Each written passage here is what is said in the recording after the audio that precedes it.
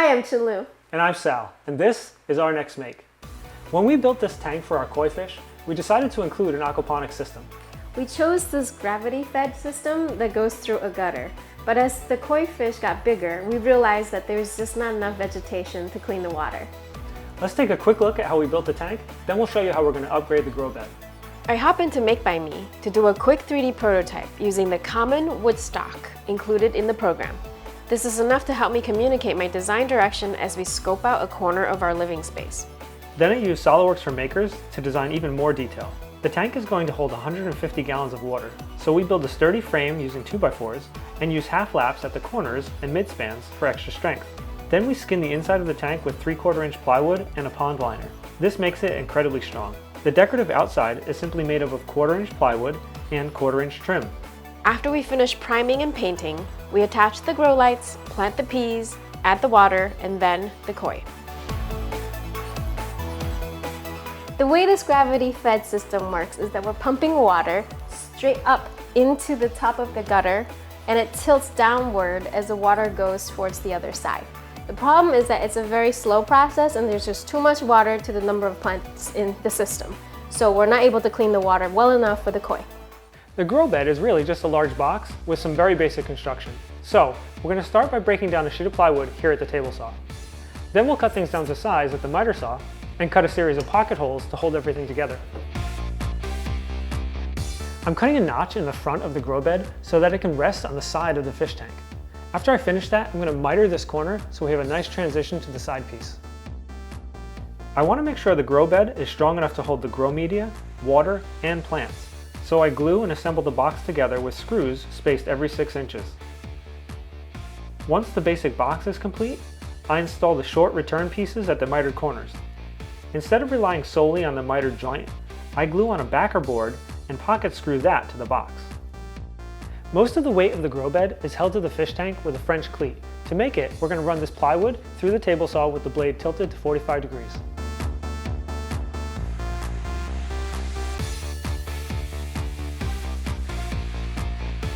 The face frame for the grow bed is going to be made out of poplar. It's a great species for a painted project like this.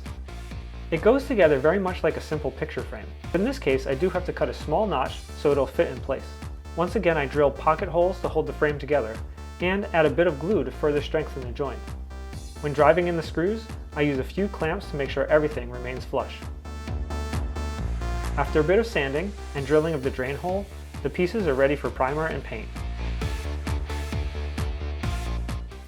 In order to add an extra level of protection to the bottom of the grow bed, we're going to cover it in this waterproof rubberized tape. It will prevent the water that's splashed up at the fish from contacting the wood, and as an added bonus, it'll cover up all of our pocket screw holes. We mark the location of the bulkhead and then cut out an oversized hole to leave room for the bulkhead nut.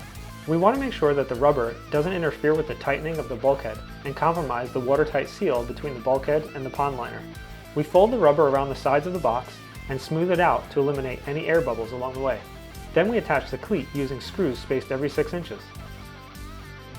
We're getting ready to install the pond liner in the grow bed, so we're going to take a couple quick measurements to make sure we cut it to the right size. This is the bulkhead that's going to go through the grow bed. It has a rubber washer that goes on here. And then after we insert it into the grow bed, we'll tighten it with this nut that'll securely attach it and create a watertight seal. We left a 2-inch overhang when cutting the lining, so we carefully fold over the hem to create a crisp edge. At the corners, we neatly fold the extra material into a triangular fold. It's a bit messy at first, but once you get the first corner, it comes together fairly quickly like origami. So we learned some lessons when we lined the pond for the koi. What happened was that when we folded the corner, this inside fold was slipping underneath the stapling line and water was seeping through. So this time we're trying to make extra effort to make sure that this corner that's folded behind is well within the stapling line.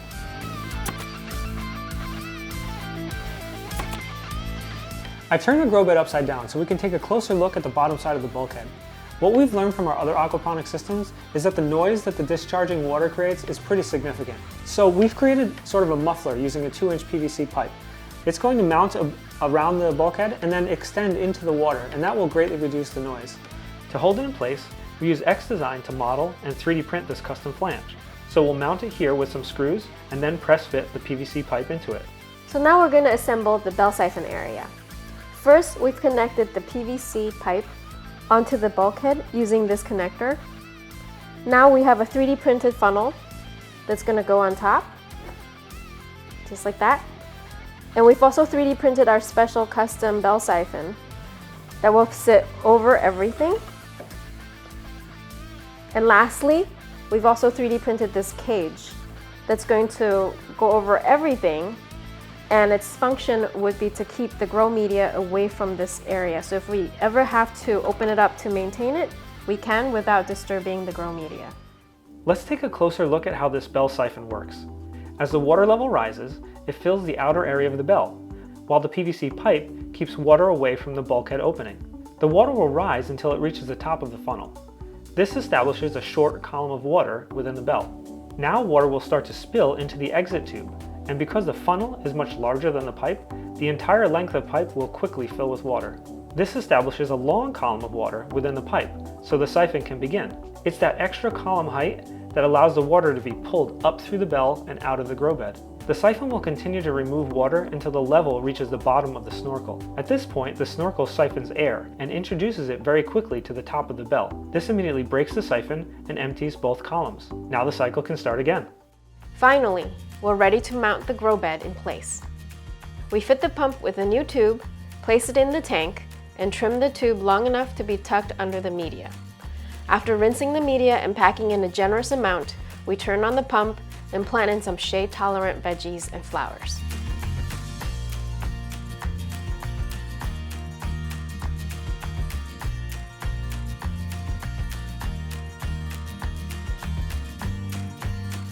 I'm so happy that the grow bed is now the right size for this tank, and I love the fact that it creates an overhang that the koi can hide underneath. And it looks beautiful compared to what we had before. With the added space, we can put mature plants such as these beautiful flowers. We hope you enjoyed this episode. Thanks for watching. We'll see you on our next make. Normally, I would start with seedlings and grow them to a size that we can put into the media bed. But we don't have that kind of time. We just did a major overhaul for the media bed. So what we've done is gone to our local plant store and bought a bunch of these vegetables and flowers. And I like to combine things like perennials, annuals, as well as vegetables, because as you harvest from the vegetables, there's still a good volume of plants to filter the water. What I need to do first is actually remove most of the soil that came with the pot so that we're able to clean it down to just the roots. So I'm gonna put it into water, just plain water, and wash as much of that dirt off as I can, because I really don't want any of this going back into the aquaponics and impacting the quality of the water for the fish.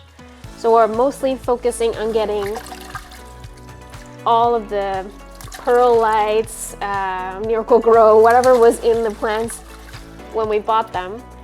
And it's okay if you don't get all of it off, because we do still want to have some of the natural microbes that exist along the roots so that it can help convert the nitrates. So once you're happy with what's there, we're gonna find a spot in the grow media. Let's try to get it down here.